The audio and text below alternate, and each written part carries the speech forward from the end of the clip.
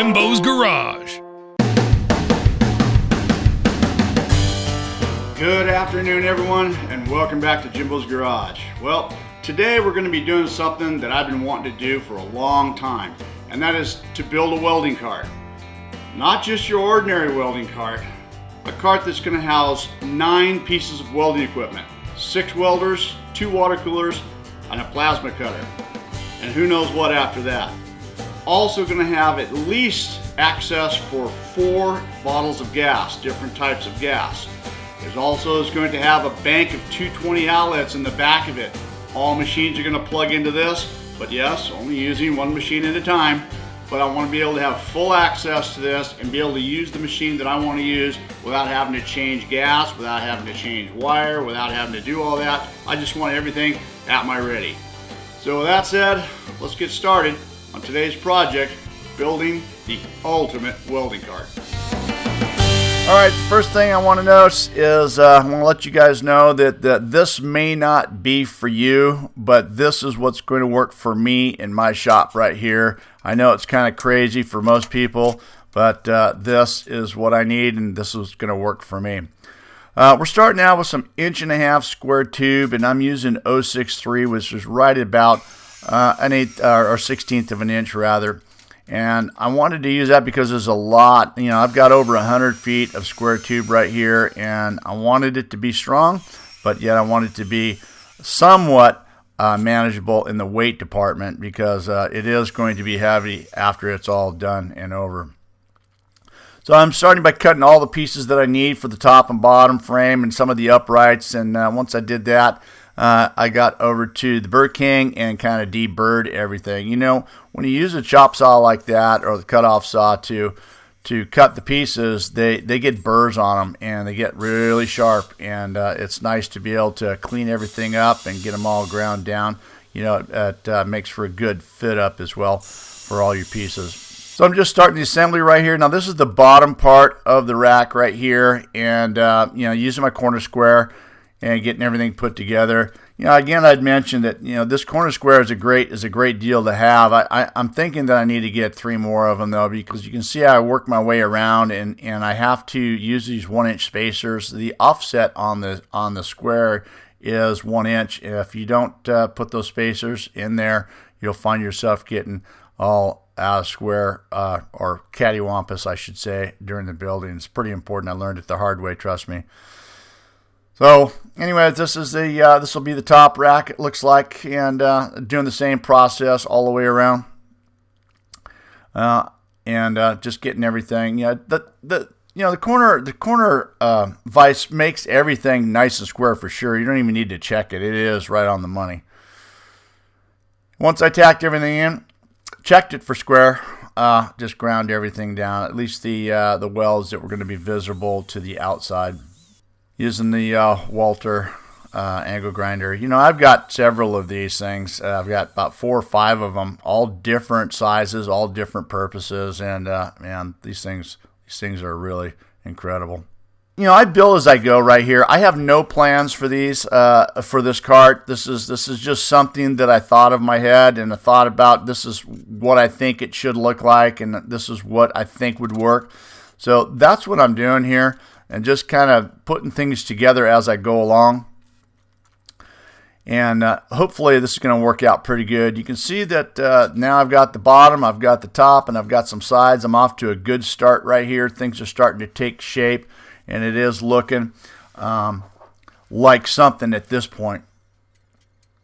And everything is nice and square so far, which is rare for me because everything is always out of whack and you got to bang things around. But things are dropping into place here pretty good. This is the bottom part of the rack, and you can see that extension off the back there is actually where the bottles are going to sit. And my initial plan was just to put 1 cross piece in each, and I realized that maybe that wasn't going to be enough, and that I wanted to put some additional support in there.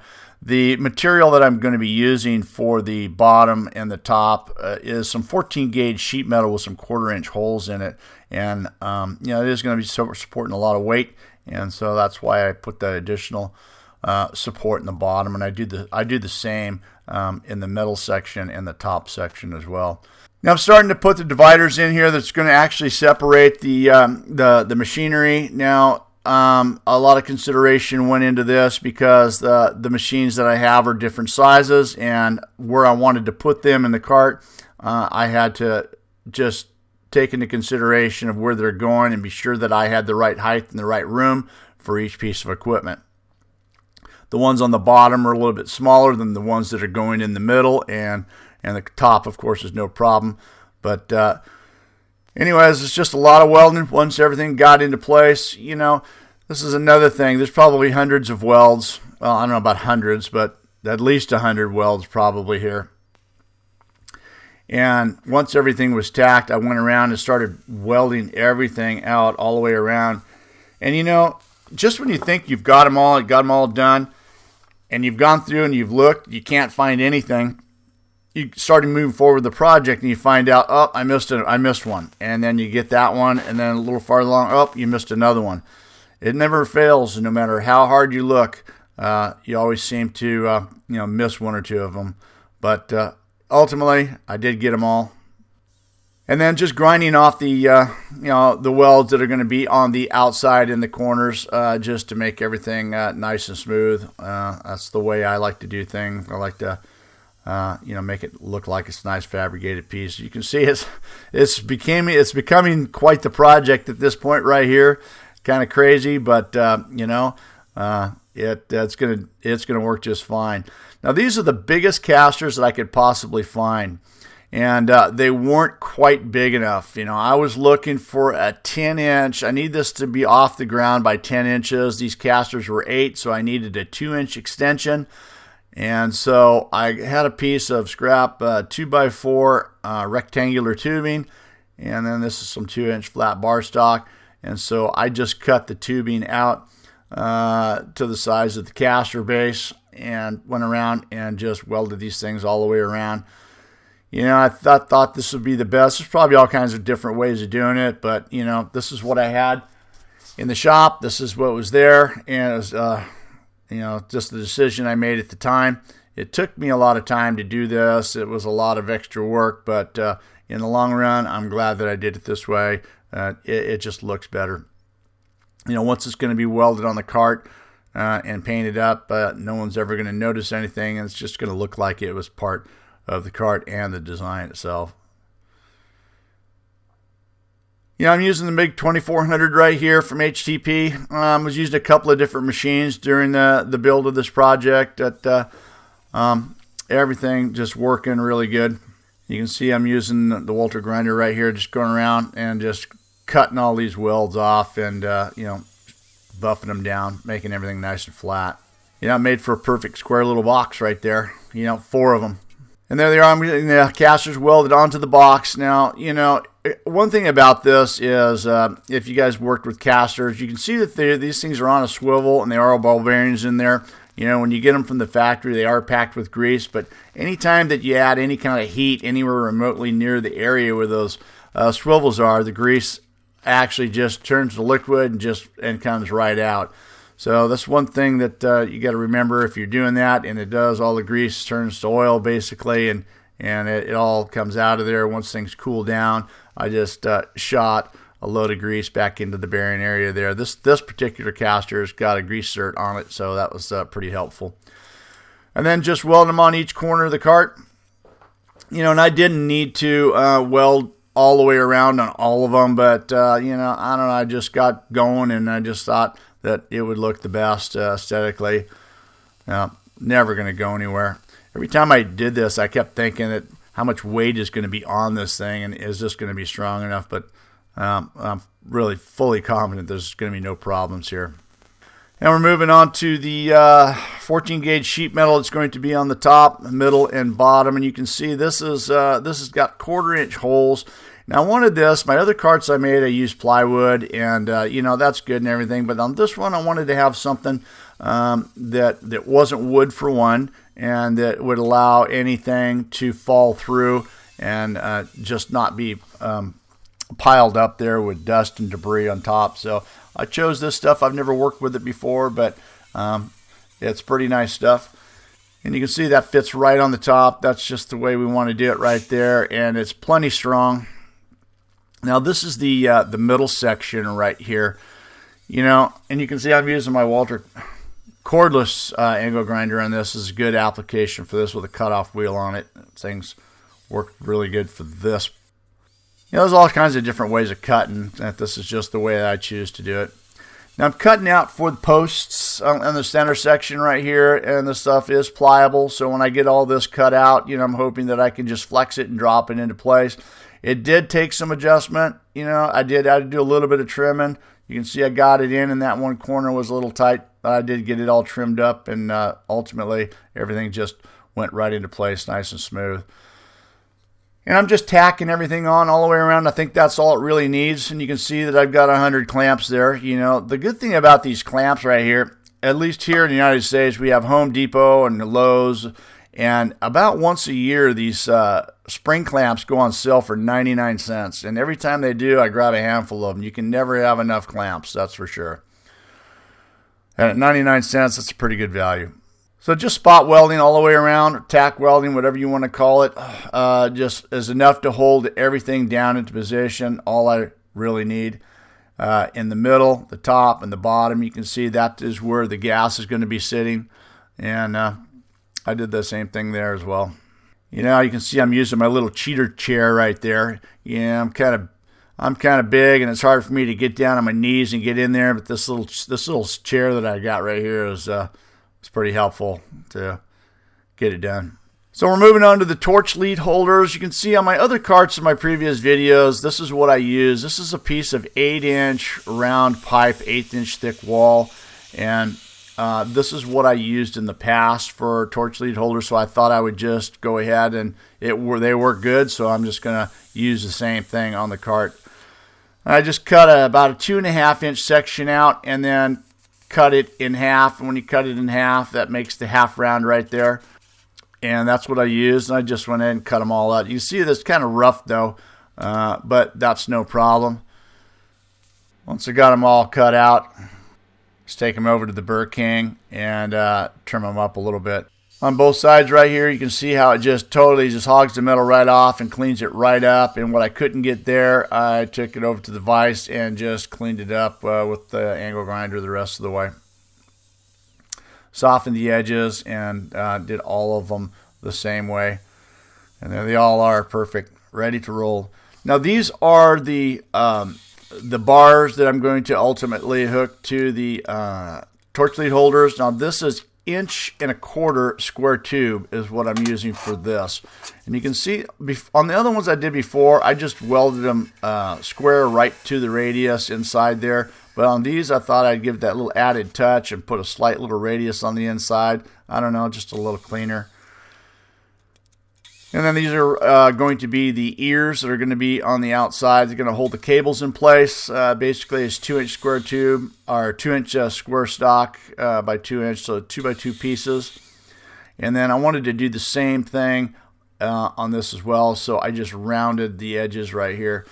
You know, I probably would have never done this before, but when you have a piece of equipment like this right here, it just takes seconds to make radiuses like this and clean it up, so it's well worth it. And they're going to fit on, you know, just like this. So it's going to make for easier welding, plus it's going to look better. So I just repeated the process with all the rest of the tabs that I had there for the ears. You know, just using, a lot of people ask me, what do you use? What is that pencil you use? That's a silver pencil. You can get those on Amazon. You can buy a box of them for about $12.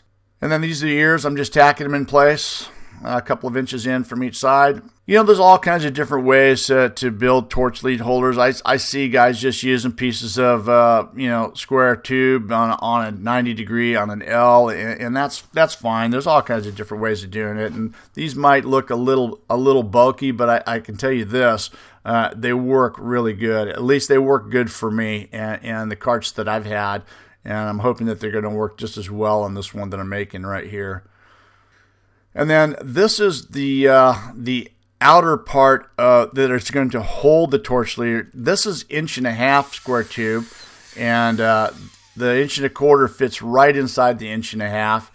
And this is what I'm going to use. So I'm going to weld this right to the cart, and I'll be able to drop those torch lead holders in. They're going to be removable, so I can take at least 6 out of the 8 are going to be removable. The ones that are going to be welded to the inside of the cart will remain. But the reason to make them removable is because the machines that I have going in those spots, I have to be able to access the door hatches to change wire out, and I can't have these things in the way. So that's why I made them removable. So I'm just cleaning them up right here, and you can see that's the way that's going to work. They're just going to slide in, and there they are, all 8 of them, ready to go, ready to get installed. So again, I had to think of everything here. You can see that all of these holders, brackets for the holders, are welded in different configurations. This one is flush to the very top of the cart, because the machine that's going on the top has a door that goes all the way to the bottom, and I have to have that access. This one is going up because the machine that's going in there has a door that's on the top part of the machine and folds down. So I definitely had to think about position and where things were going to go to make it all work the way it's supposed to work. And then, of course, this is the one that goes in the middle. There's going to be 3 machines on the top, 3 machines in the middle, and I needed to be able to have a torch lead holder in the middle of each one there in the middle. So this is getting welded on. That is not going to be removed. And the whole idea about doing this and getting them where they all are, because the length of the torch lead holders were all different. There were 3 different sizes, and I wanted, when everything was all in and they were all in position, I just wanted them to all look level and even all the way across, and that was the goal, to do that, and that worked out really good. That's a lot of thinking that goes into this, as we go along. And I got to say, I made a couple of mistakes, but got over it and fixed them real quick. That's the only, I guess, disadvantage about building as you go right here, because ultimately, you're probably going to make a mistake. There they all are, and you can see how they all line up, and everything is going to work real good. And so far, so good. We're moving along. It's starting to look like a cart, and I'm pretty pleased the way it's turning out so far. So we're getting down to the last couple things here. And this is just some side plates that I wanted to put on where the gas bottles are going to go. I didn't want them to want to find their way to sneak off the edge of the side of the cart right here. So I just cut these things out on the plasma table and just quickly put these on. So now I'm really trying to think about every single thing that there is, what I could need or what I could have, and trying to get everything put on. This will be the tank holders, which is going to hold the gas bottles in place from falling over and going from side to side. I could have used chain, I could use cable, I could have used all kinds of stuff, but I thought about this. I thought this might be pretty smooth, and this is the route that I wanted to go. Basically, it is some 1-inch square tube, and then this is some 1.25-inch square tube. And what I'm doing here is I'm drilling and tapping out. I'm going to make like a thumb screw, if you will, on here. And then this is the pieces are going to be in between on the bar itself. It's going to slide back and forth. They're going to sandwich the bottles together to keep them from falling over. And so this is what I'm doing right here. I'm kind of making that and creating that thing, and just TIG welding the nut on right here. This is just some silicon bronze. I like using that for putting the process in here, for uses a lot less heat and get good coverage with it. This is just a carriage bolt that I'm going to ultimately be using. Again, maybe I overthink everything. This is nuts, but you know what? It works, and it did work in this situation, and I'm happy with it. Basically, I cut the head off. I took a rat tail file. I opened it up a little bit, and I'm making some room for some 1/4-inch round stock that I'm going to actually use for the T-handle. And I cut these at about 2 inches long, and that is going to sit right in there. Just like that, and that's going to create the T-handle for the thumb screw.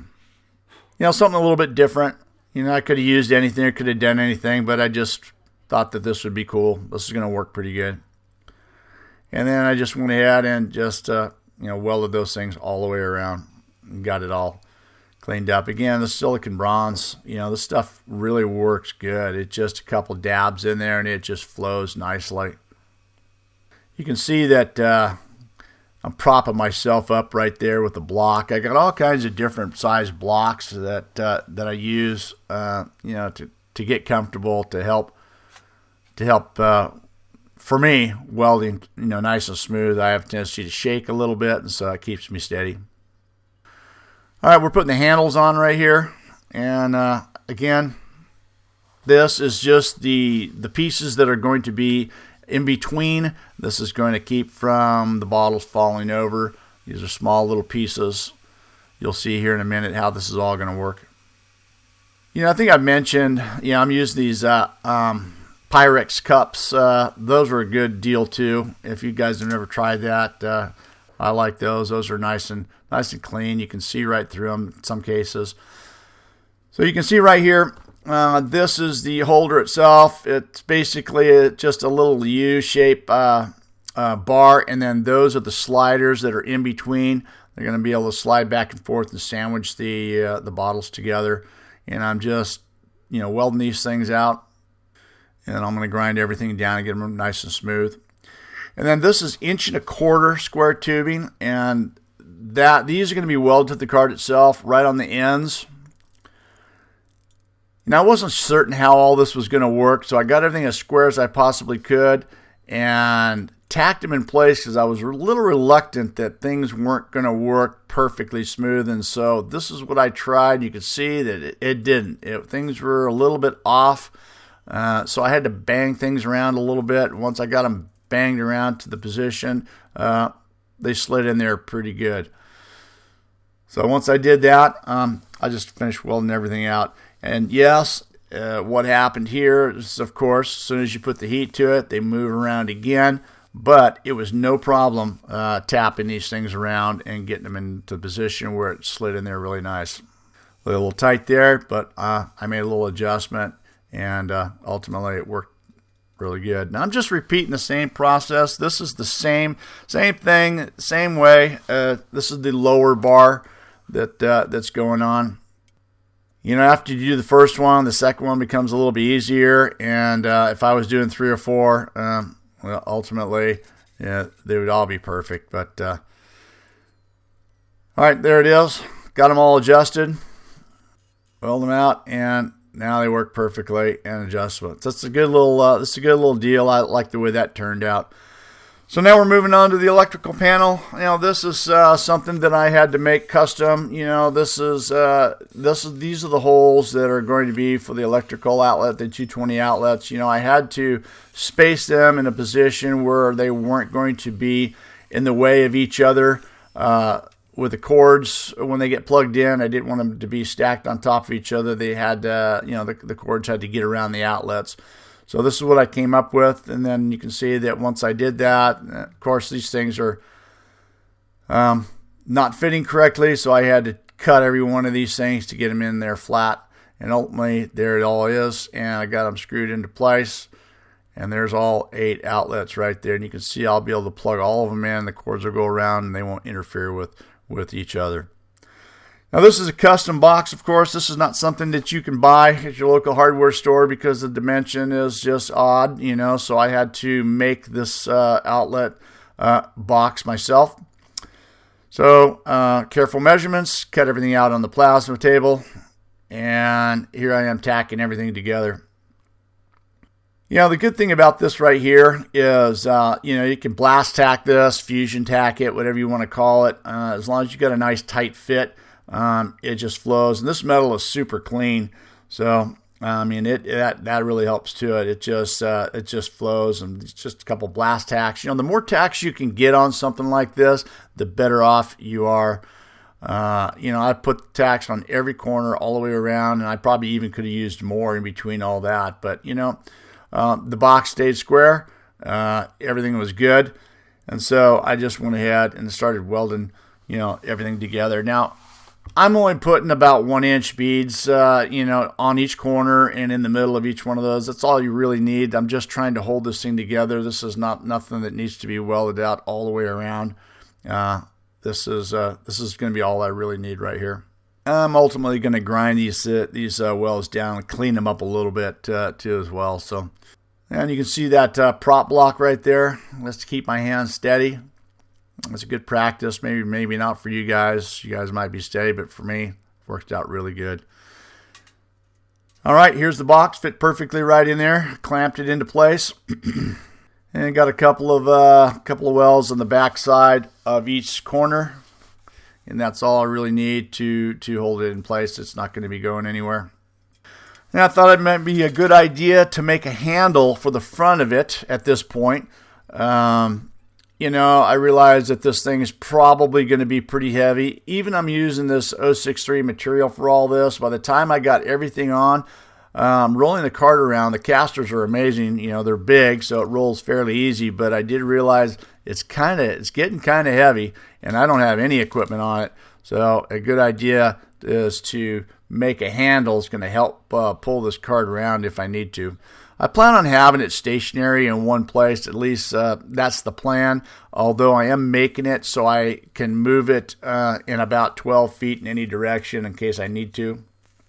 So this handle is going on the front top part all the way across each side, and I'm just welding these in place right here, and that turned out pretty good. This is just something that you know, I came up with the last minute, and that was a good added touch to the cart itself, and that's going to work out really good. That tubing is about 1.25 inches. Round tubing. It's a good size if you have your gloves on and you're pulling. It's just a good size. You can see right here. I'm glad I did that. That worked out really good. So here's the wiring nightmare. This is all something. This is what I came up with. These are wiring lugs I end up getting from an electrical buddy of mine, and I'm having to keep everything inside as nice and clean as I possibly can inside this box. We got 8 outlets right here, and this is number 8 wire, and each outlet has 3 wires off. There's a grounder or neutral, and then the 2 power, in this case yellow and brown. That just happens to be the color of the wire my buddy had, and he let me use. So it's all good. You can just see that this whole process right here took me about, I don't know, maybe an hour and a half to cut and weld, or cut and place all these wires in there. And I got to say, by the end of that, my fingers were numb. There was a lot of finger work right here to get everything where it needs to be. But hey, got it all done, and looks pretty good for a guy that's not an electrician. And the important thing, everything that fits inside the panel nice and neat. And there it is, all hooked up. All right, so we're getting down to the end right here. Before I install that, I wanted to get a couple of coats of paint on this. I was going to leave it, you know, just metal look, maybe shoot some clear on it, but I don't know. I decided that, I know black is a color, so, you know, this is a semi-gloss black, and I just got a couple of really good coats of paint on it. And I'm glad I did, because I like the look of this better than just the metal look. And there it is. We're almost done. It's been quite a process, but I'm really excited to get this thing going. One of the last things right here is to put the electrical panel on, and I decided to leave that panel itself just regular bare metal. I thought that added to the look of the cart, even though it's going to be in the back and you won't see it, but still looks pretty nice. Before I got too carried away at getting everything on, I wanted to check and be sure I had power to everything. And all 8 of them work perfectly. There's power to all of them. And once I realized that, then I went ahead and just finished it up. All right, so we're starting to put stuff together here. Here's the gas bottles right here. A total of 4 of them. And they fit right in there. So far everything is working the way it should. And there's the bar hole, the tank holders. And then I just need to drill through here, put a couple of latches in here, and that's what's going to hold those in there. And that worked out pretty good. Well, these bottles are the same size bottles. I don't plan on changing them, so this is where they're going to sit. They all fit on there nicely. Well, there it is. The ultimate welding cart is complete, and it is going to work out just perfect for what I need it for. I hope you guys enjoyed this video. Don't forget to check me out on Instagram and check out my website at JIMBO'sGarage.com. Thanks for watching. Don't forget to rate, comment, and subscribe for more video. See you next time on Jimbo's Garage.